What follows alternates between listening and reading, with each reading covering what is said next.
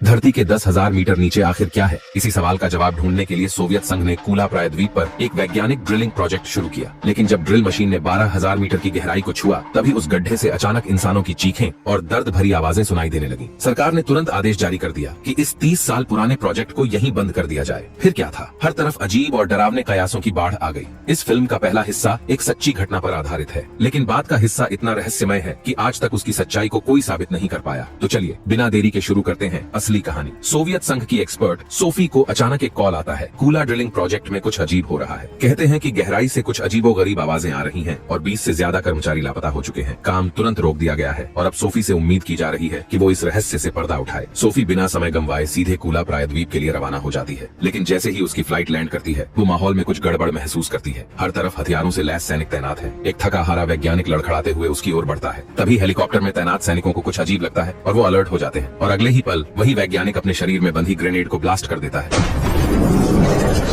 Sophie भी धमाके की लहरों की चपेट में आ जाती है, लेकिन किस्मत से वो और बाकी लोग सिर्फ कांच के टुकड़ों से जख्मी होते हैं। पता चलता है कि वो वैज्ञानिक खदान में ही काम करता था। सोफी फौरन उसके शरीर से एक सैंपल लेती है, लेकिन असली चौंकाने वाली बात तब सामने आती है जब उसका सामान्य सा मांस का टुकड़ा टेस्ट ट्यूब में डालते ही अचानक सफेद पाउडर में बदल जाता है। अब सोफी को यकीन हो जाता है कि ये हादसा किसी साधारण दुर्घटना का नतीजा नहीं है। वो बाकी बचे खदान कर्मचारियों की भी जांच करती है। उनके शरीर में कोई गड़बड़ी नहीं मिलती, लेकिन हर एक के चेहरे पर एक अजीब सी दहशत साफ नजर आती है, मानो उन्होंने वहाँ किसी भयानक चीज का सामना किया हो। इसी डर और जिज्ञासा के बीच सोफी और बाकी जांच टीम साइट मैनेजर की अगुवाई में गहराई से सच्चाई का पता लगाने निकल पड़ती है। धीरे धीरे सभी लोग खदान की गहराई में जाने वाली लिफ्ट की ओर बढ़ते हैं। इस लिफ्ट को चालू करने के लिए एक चाबी और पासवर्ड दोनों की जरूरत होती है। स्टेशन मैनेजर सभी को चेतावनी देता है कि अगर पासवर्ड 3 बार गलत डाला गया तो लिफ्ट खुद ब खुद नीचे गिर जाएगी। ये एक 12,000 मीटर लंबी यात्रा है, जिसमें वो लोग जिस लिफ्ट में चढ़े हैं उसे लिफ्ट कम और धरती के केंद्र की ओर जाती मौत की गाड़ी ज्यादा कहा जा सकता है।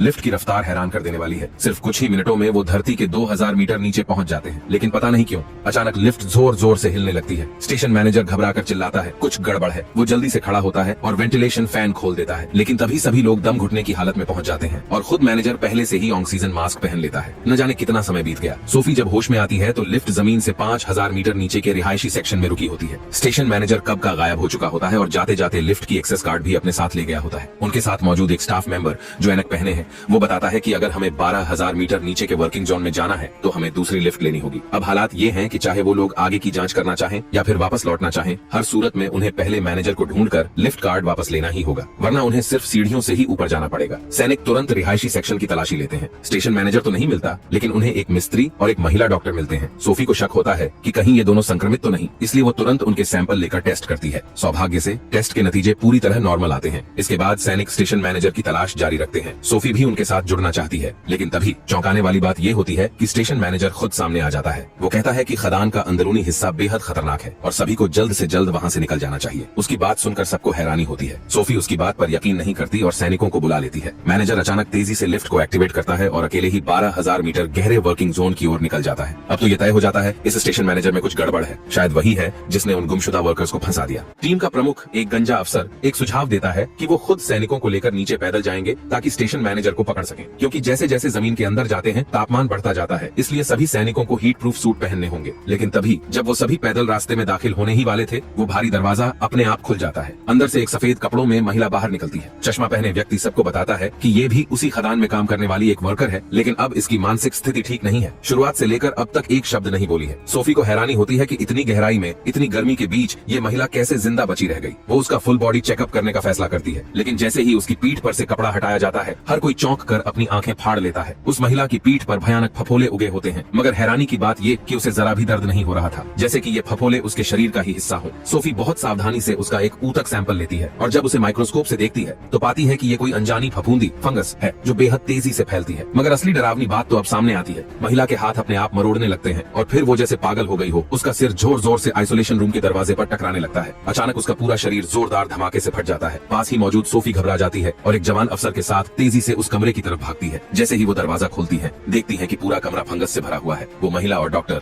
दोनों मर चुके हैं। सोफी उनका सैंपल लेना चाहती थी, लेकिन तभी उन लाशों से अचानक भारी मात्रा में फफूंदी के बीज निकलते हैं, जो पल भर में पूरा कमरा भर देते हैं। शुक्र है सोफी ने फुर्ती से गैस मास्क पहन लिया और उसी वक्त मिस्त्री कमरे का दरवाजा खोलकर उसे बाहर खींच लेता है। मगर मिस्त्री की हालत बहुत खराब होती है, शायद वो भी फंगस से संक्रमित हो चुका है। एकमात्र राहत की बात यह थी कि सोफी के पास अब एक बेहद कीमती सैंपल था। जब उसने उसका परीक्षण किया तो पता चला कि ये फंगस ठंड से बहुत डरती है और ये इंसानी शरीर में जीशेंग यानी परजीवी की तरह रह सकती है, लेकिन अगर इसे ठंडे माहौल में डाला जाए वो तुरंत सफेद पाउडर में बदल जाती है और अपनी सारी सक्रियता खो देती है। माना जाता है कि लाखों साल पहले ये जीव दुनिया को तबाह कर सकते थे, मगर सौभाग्य से तभी पृथ्वी पर बर्फीला युग आ गया, जिसकी वजह से ये फफूंदी ठंडी मिट्टी में जमकर हमेशा के लिए दब गई। संक्रमित युवा अधिकारी वहीं तय करता है कि वो कभी भी जमीन के ऊपर वापस नहीं जाएगा। अगर ये फफूंदी आज के गर्म, नमी वाले और घनी आबादी वाले समाज में पहुंच गई तो वो उसके लिए सबसे आदर्श वातावरण बन जाएगा। लेकिन गंजा अफसर कुछ और ही सोच रहा था। उसके अनुसार ये फफूंदी विज्ञान की दुनिया के लिए एक बहुत बड़ी खोज है। अगर सही तरीके से इसका इस्तेमाल किया जाए तो ये एक अतुलनीय जैविक हथियार बन सकती है। सोफी इस पर अब और बहस नहीं करती। वो और बाकी सैनिक हीट प्रूफ सूट पहनकर पैदल रास्ते से वापस जमीन पर लौटने की तैयारी करते हैं। लेकिन जैसे ही गेट खुलता है, अंदर से एक और इंसान बाहर आता है। वो वही सैनिक था जिसे नीचे स्टेशन मैनेजर को पकड़ने भेजा गया था। अब उसकी एक बाजू गायब है, चेहरे पर डर के सिवा कुछ नहीं, जैसे उसके पीछे कोई भयानक चीज उसका पीछा कर रही हो। गंजा अफसर तुरंत चिल्लाता है, गेट बंद करो, और तभी अंदर से जोरदार टकराने की आवाजें आने लगती हैं। सबके चेहरे पर डर साफ नजर आता है और सब भागकर वापस जीवन क्षेत्र में लौट जाते हैं। अब जब रास्ता बंद हो गया है और लिफ्ट भी बेकार हो चुकी है, तो अब उनकी जिंदगी और मौत के बीच कोई और विकल्प नहीं बचा। तभी लिफ्ट मिस्त्री सामने आता है और कहता है, हम बिना कार्ड के भी लिफ्ट चला सकते हैं। हालांकि उस प्रक्रिया में लिफ्ट पूरी तरह फ्री फॉल यानी नीचे गिरती रहेगी और आखिरी पल में ब्रेक मारकर अगर सही समय पर किया गया तो लिफ्ट सीधे 12,000 मीटर की गहराई पर रुक सकती है। फिर वहाँ से स्टेशन मैनेजर को ढूंढकर कार्ड वापस लिया जा सकता है और सब वापस जमीन पर आ सकते हैं। अब जब कोई रास्ता नहीं बचा था तो सभी लोग भारी मन से लिफ्ट में दाखिल हो जाते हैं। बाकी बचे सैनिक, कुछ नागरिक और संक्रमित युवा अधिकारी पीछे रुकते हैं ताकि उस भयानक जीव को रोका जा सके। और जो नीचे लिफ्ट में जा रहे हैं वो हैं सोफी, मिस्त्री, गंजा अफसर और चश्मा पहनने वाला वैज्ञानिक। पहले से बनाए गए प्लान के मुताबिक कुछ हल्के झटकों के साथ वे सभी लोग सुरक्षित रूप से सबसे निचले स्तर पर उतर आते हैं। जैसे ही लिफ्ट का दरवाजा खुलता है, सभी लोग एक साथ ठिठक जाते हैं। सामने का दृश्य अविश्वसनीय था। जमीन पर सफेद पाउडर की मोटी परत बिछी हुई थी, संभवतः ठंड के कारण मरे हुए फफूंदों के अवशेष। वहीं पास में वो सभी 20 से ज्यादा कर्मचारी भी थे जो पहले लापता हो गए थे। अब वे सब फफूंदों से ऐसे जुड़े थे जैसे शरीर का हिस्सा हो। एक मेज पर स्टेशन मैनेजर द्वारा छोड़ी गई एक रिकॉर्डिंग थी। उसे सुनने के बाद सबको आखिरकार सारी सच्चाई समझ आती है। मैनेजर ने इन प्राचीन फफूंदों को खत्म करने के लिए पूरे कार्यक्षेत्र का तापमान 0 से नीचे कर दिया था, लेकिन फफूंदों ने भी एक रास्ता ढूंढ निकाला। उन्होंने खुद को इंसानों की मांसपेशियों में मिला लिया।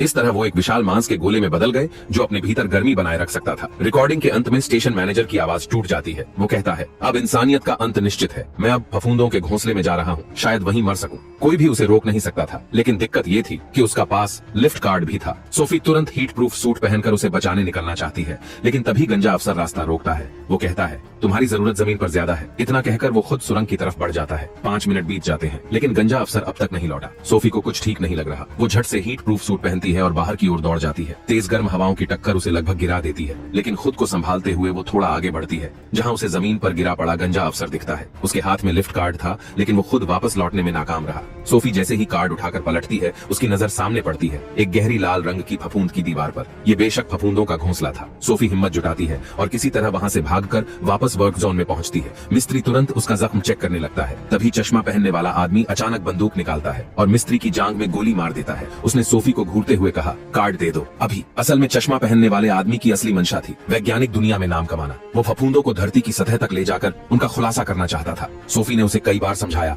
कि ऐसा करना मानव सभ्यता के विनाश का कारण बन सकता है, मगर चश्माधारी ने कुछ नहीं सुना। उसने बंदूक की नोक पर दोनों को फिर से रहने वाले जोन की तरफ चलने को मजबूर किया। उसे याद था कि वहाँ एक भयानक जीव भी मौजूद है, इसलिए उसने सोफी को आगे चलने को कहा। लेकिन कहते हैं, बुरे काम का बुरा नतीजा होता है। वो राक्षस पीछे से आ गया और वहीं के वहीं चश्माधारी को निगल गया। सोफी ने तेजी से रिएक्ट किया। राक्षस को चकमा देते हुए उसने घायल मिस्त्री को बचाने की कोशिश की और भागते भागते एक ठंडे कमरे तक पहुंची। वहाँ उसने आधी बोतल वोदका पी, फिर बर्फ जैसा ठंडा पानी अपने ऊपर उड़ेला। अब उसका शरीर अत्यधिक ठंडा हो चुका था। वो धीरे धीरे राक्षस के पास गई और चश्मा पहनने वाले की जेब से लिफ्ट कार्ड निकाल लिया। सोफी अब देर नहीं करना चाहती थी। उसने घायल मिस्त्री को संभाला और दोनों ने मिलकर लिफ्ट की ओर दौड़ लगाई। रास्ते में उसका शरीर धीरे धीरे गर्म होता गया, जिससे फफूंद को पता चल गया और असली भयानक चेहरा सामने आ गया। दोनों ने जान की बाजी लगाकर लिफ्ट के अंदर छलांग मारी और ठीक वक्त पर दरवाजा बंद कर दिया। मगर कहानी अभी खत्म नहीं हुई थी। लिफ्ट ऊपर जा रही थी, तभी किसी ने उसका नाम पुकारा। वो आवाज थी उस युवा अफसर की जो पहले फफूंद से संक्रमित हो चुका था। अब उसके पूरे शरीर पर बेलें लिपटी हुई थी। वो पूरी तरह फफूंद से एक हो गया था। हवा में एक तेज